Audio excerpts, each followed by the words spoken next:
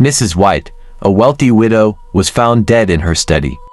The room was in complete disarray, with books strewn across the floor and papers scattered everywhere.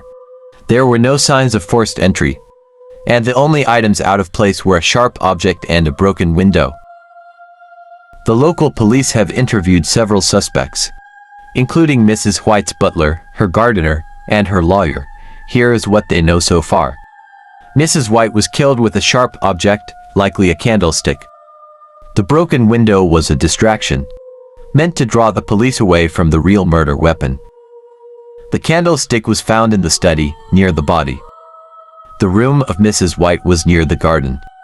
The butler had no reason to kill Mrs. White, and had an alibi for the time of the murder.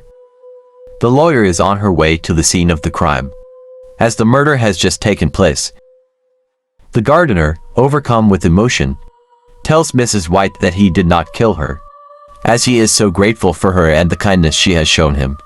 He explains that he was devastated when he heard the news of her death and that he could not bring himself to harm her in any way. Solve the case and identify the murderer. I will only give you 10 seconds to answer. Good luck, be honest.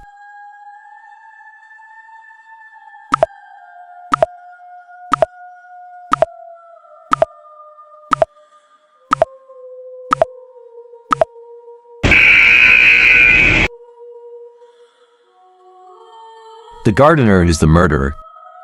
The broken window was a red herring, meant to distract the police from the real murder weapon, which was the candlestick.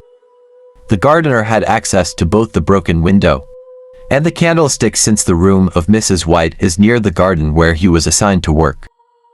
The gardener had a motive for killing Mrs. White, as he had recently been fired and was angry about it. Therefore, the gardener is the most likely suspect.